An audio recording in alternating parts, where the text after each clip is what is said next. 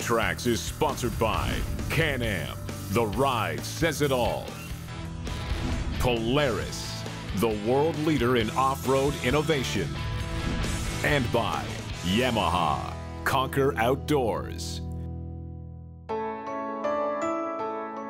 Every season we do a destination story within Ontario, Canada. This season we got asked to ride Eastern Ontario, and I'm embarrassed to say I haven't ridden these trails in a long time, but I have heard huge improvements have been made in not only trail maintenance and trail building, but also connections to the towns and general signage and mapping. So I'm really excited to get back out here and see how much different these trails are after all these changes have been made.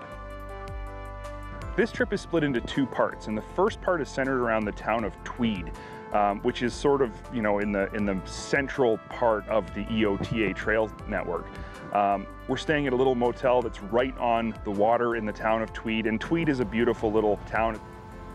EOTA trails are located really conveniently. You're just a little bit east of, say, the Aurelia-Barrie area. You're just a little bit west of Ottawa. You're north of the 401 highway by like 2 kilometers for the lowest point in the trail system, and then you go as far north as, say, Bancroft and Algonquin Park. So it's very eastern centrally located.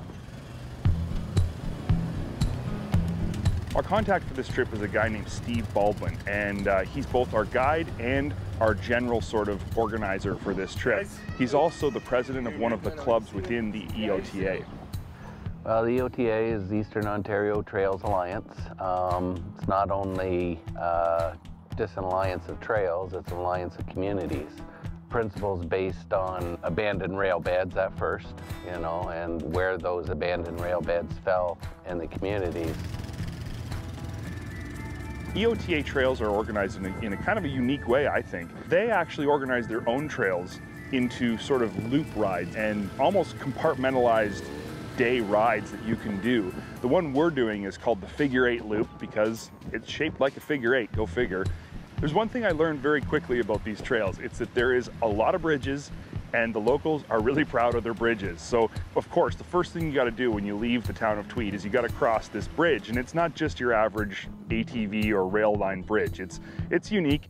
The town has come together and they've painted a mural along one side of the bridge, and it's all different pictures of stickmen doing interesting things, and it's kind of a unique feature if you think about it. I would say that riding this EOTA Figure 8 loop is the closest thing I've ever done to snowmobiling on an ATV, and there's a very good reason for that. These trails are snowmobile trails in the winter. So of course they're maintained like snowmobile trails. They're maintained that way in the summer also. And the people who are maintaining them and building them and organizing them, they're all avid snowmobilers. So for them, they get that people want to ride ATVs the way they ride snowmobiles. They want to ride that same way all year round, and they've created a trail system where you can do that. Right in the middle of the Figure 8 loop, and what creates the actual Figure 8 itself, is a really unique feature of these trails. It's where 2 rail beds actually crossed each other. What that means is that one ATV trail goes under the other ATV trail. It's something I've never seen on any other ATV trail anywhere. Generally speaking, when 2 trails meet, they just meet at an intersection. In this case, there's actually a bridge. It's like a highway, and it's a really unique spot that you have to see if you're going to do the Figure 8 loop, but you should go see anyway, even if you're not. I think something that's going to open up these riding areas here in Eastern Ontario, and all of Ontario for that matter, to ATVers and side-by-siders in a bigger way than ever, is that our rules here in Ontario have recently changed to allow side-by-side riding, in particular, along roadways.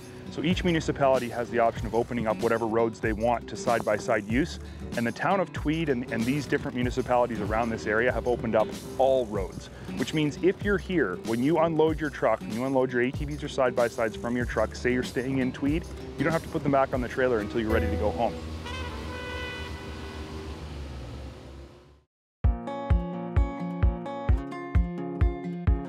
Steve was really excited to show us the Marmara Mines. And I, to be honest, wasn't as excited as he was, because I've seen mines before. I've seen a lot of them in my travels, and I thought, what's the difference, right? It's just a mine. When we pulled in, there wasn't really anything to set apart what this experience was going to be. It looked to me just like we're driving in a driveway up to a lookout area over some boring hole in the ground. And when we actually walked into the viewing area of the mine, that all changed. It is a spectacular site. The mine itself is expansive, it's huge. I can't remember how many acres it covers, but it's almost ridiculous.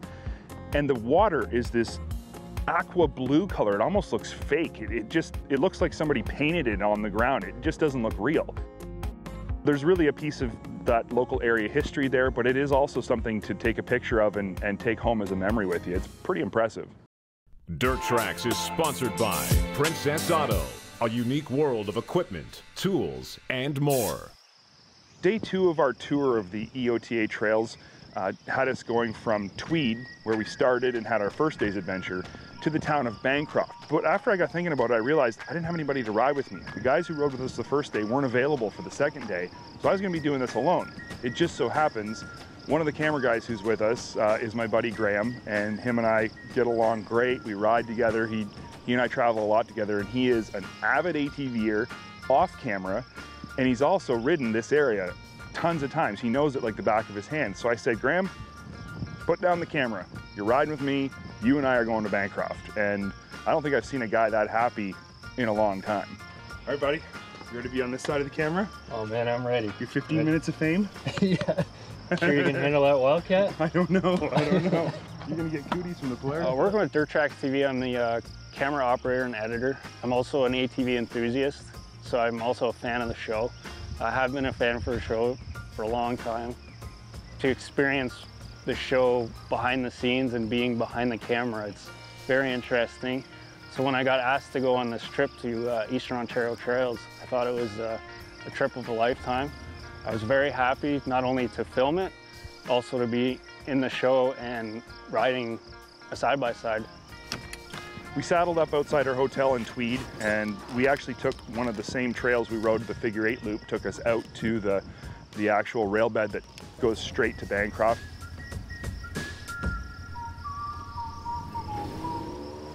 Nice thing about this actual sort of trip is that there's almost nowhere to get lost. It's one trail all the way to Bancroft. You just get on and you go. Another nice thing about it is that there's tons of places to stop while you're riding. There's towns with food and gas and everything you'd need, and they're not so far apart that you're stressed about, are you gonna make it, and you have to carry stuff with you. You could go there with nothing in the back of your side-by-side and make it no problem. Graham knew exactly where he was going. He knew these trails, he knew every intersection, so I was very confident we weren't gonna have trouble. But even after we were doing the ride, I realized anybody could do this, no problem. Trails that we were riding today, I knew they were going to be a straight line. It's pretty nice scenery. The signage is awesome, so you can't really get lost anywhere. These trails are a lot more relaxed, and you get to enjoy it a lot more from point A to point B than you would on a normal, more technical trail. Because this trail is almost entirely rail bed, it's, again, like the day before, very flat, and a lot of straight stretches. It's not tight and twisty. But what makes it fun is the fact that you can cover such big miles in such a short amount of time and do it without really being stressed about it. It's nice to know that no matter where you are in this trail, you're gonna be able to get to your destination before the end of the day. Don't worry about it getting dark. Everything's gonna be fine.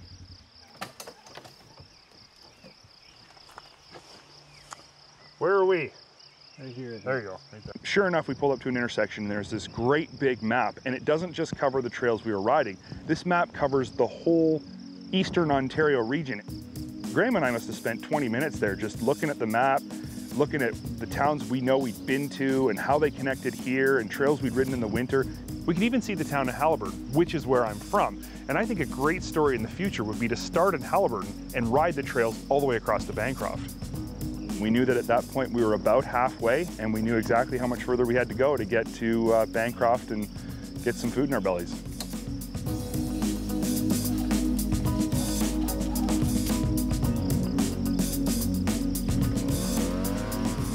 I would say the only roadblock to this trip was the heat, and we picked the 2 hottest days of the year here in Ontario to do this trip. When we're riding down these trails, it's almost like there's so much heat coming up from the bikes and that, and you're just sweating and you're like, oh, I hope there's some water somewhere.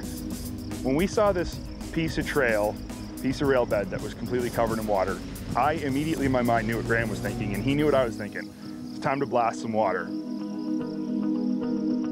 After we cooled off in the water, the last leg of our trip was to get us to Bancroft. And we had a goal in Bancroft. We had a place that we wanted to check out. It's called the Eagle's Nest. It's a cool place to get a view of the expanse of countryside in the Bancroft area. So we thought that's going to be our destination.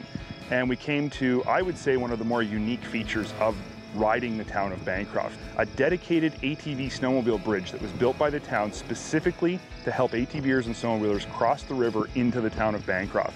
It's quite an undertaking. It's an impressive bridge, and it really is a graphic example of how dedicated Bancroft is to making the town accessible to ATVers and snowmobilers. So when we entered Bancroft, riding through the town, it was a very nice looking town. Everybody seemed very welcoming, and we stopped at the tourism center to get some directions on where to go in the town. After that, we decided to hit up this Eagle Nest. I've been told about it, but I've never been there before. So we headed in, and then sure enough, it was kind of like, wow, wasn't expecting this. My overall impression after riding 2 days on EOTA trails, riding the Tweed area and the Figure 8, then riding up to Bancroft, is that this area offers almost unlimited possibilities when it comes to types of rides you can do. You want to do a 1-day loop? You got it. You want to do a Figure 8 loop? You got it. You want to do a 2-3 day loop from the Tweed area? You got it.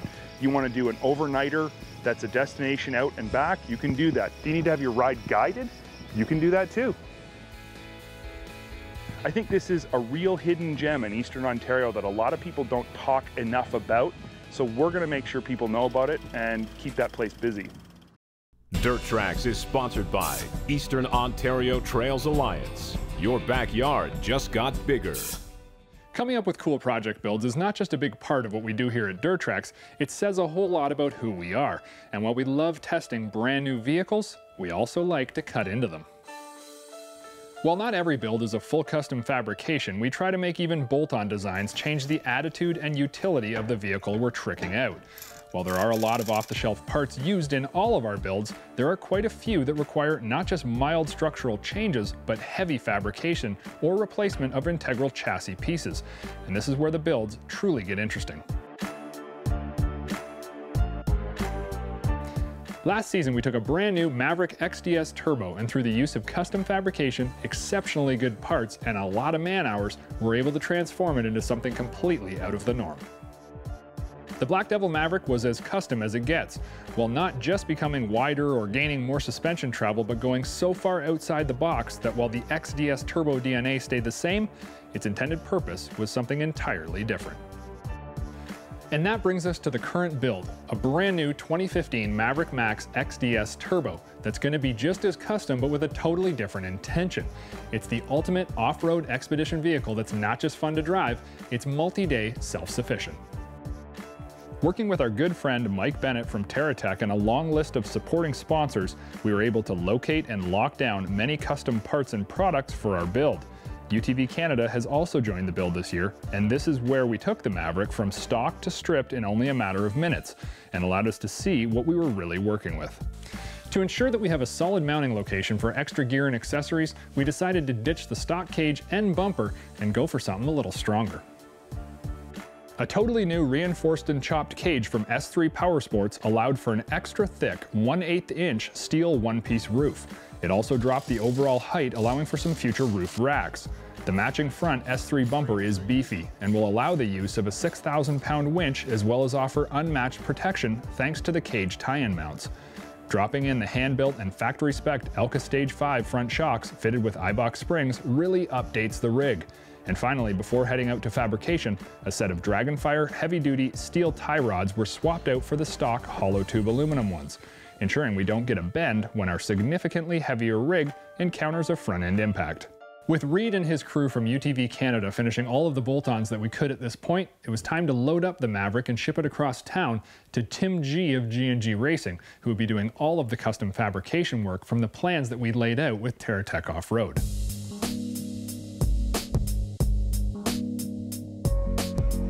kind of semi-professionally raced sprint cars in the early 80s. Getting towards the end of my racing career, I felt, and I was living down in Jamestown, Indiana.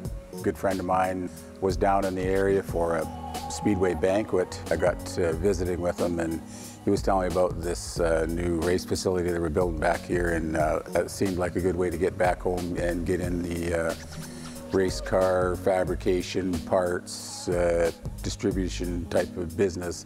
It's something that I always had on the back burner, thinking when I was done with my racing that's what I wanted to do. So in the spring we sold the property there and loaded up a couple of trucks full of parts and machinery and all our goods and moved back here to Leduc and bought this place 24 years ago and just chipping away ever since.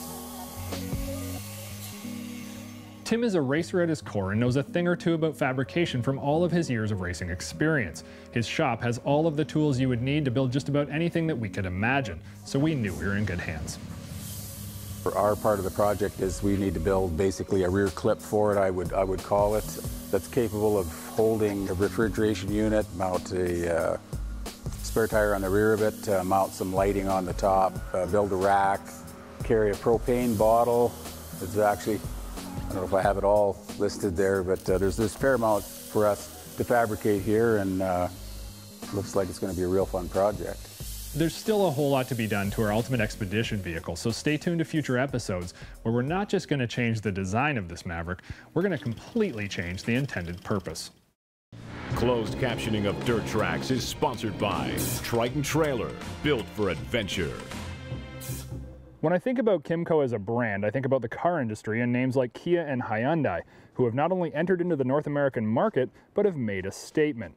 The MXU 700i LE EPS is the unit that I'm testing today, and it's as good looking as it is feature packed, coming standard with automotive metallic painted plastics, a large front chrome encased grille, LED accented headlights, a full digital and analog display package, and beefy and stylish steel racking. And truly, that's not the half of it.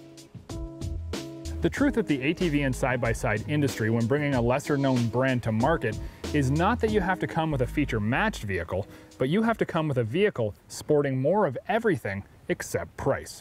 And while Kymco truly delivers on the features, the price tag is still knocking on the door of competitive North American product. So with that said, they'd better be delivering exceptional performance, not just a lot of bling for the buck.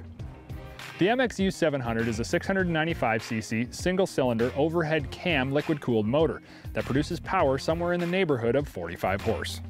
Unfortunately, right off the get-go, Kymco has placed themselves in the big bore category with only 570 competition horsepower. However, keep in mind the 700i is priced almost identical to a Sportsman 570 limited edition with matching features. Does the 700 deliver? As long as you keep the horsepower numbers in check, you bet it does.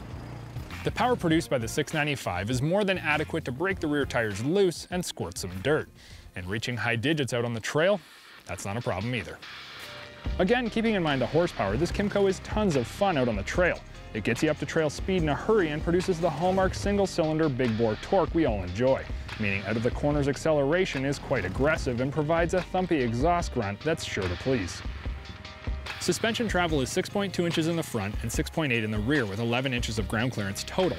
While you should expect some bumping and grinding out on the trail, the 700i does a good job of providing acceptable travel and ground clearance for this class. The shocks are your standard unbranded steel body gas charged dampers and linked to a decently designed dual A-arm front and rear suspension. The travel is plush while not becoming overly rolly. And when you do decide to get this thing off the ground on a little trail booter, ergonomics and driver positioning lay out pretty decently, with suspension handling for a predictable and easy to control takeoff. The landings, well, they're held back by a less than desirable budget shock. Helping the MXU feel so positively grounded is a set of 25-inch Maxis Bighorns. No, these are not the 2.0s, these are the originals, and I actually prefer them. Wrapped around a 14-inch, very current-looking black aluminum rim, Kymco didn't just get the rubber right, they got the look right too, with a very big offset, deep dish look that's truly one of the best-looking stock rims in the industry. Their Bighorns grip like crazy, and thanks to their aggressive tread blocking, really help keep the MXU's 45 horsepower moving forwards, with minimal rear-end slippage. While there is much to love about the 700i, there are some obvious drawbacks for this price tag and premium badging that I think need to be addressed to make this a serious competitor. While I do think the handling characteristics of the MXU are acceptable, I know that a shock upgrade from a company like Fox or Elka would take this rig to the next level. At the price the MXU comes in at, the shocks just do not cut it, and a piggyback or even a monotube aluminum take-apart with threaded preload would make a world of difference. Kymco's made some serious inroads in the North American market with a number of different models that we've not only enjoyed, but have been very aggressively priced. The 700i, on the other hand, while being feature-packed and providing acceptable performance, definitely needs a tune-up on the price. Power steering, 3,000-pound winch, LED lights, trick rims, brand-name tires, it all leads you to believe this is a premium model, and it is. But when you line it up against a competitively priced and equal horsepower machine like the Sportsman 570 SP Limited Edition Black Pearl, sporting more on the features list, your final purchase decision becomes harder to make. At the end of the day, the 700i LE EPS delivers acceptable performance, and it's sure to give those who are dedicated to Kymco a solid premium offering that's feature-packed, and will keep them pleased day in and day out while they're out riding the trails. Dirt Trax Television has been sponsored by Polaris, the world leader in off-road innovation. Can-Am, the ride says it all. And by Arctic Cat. Share our passion.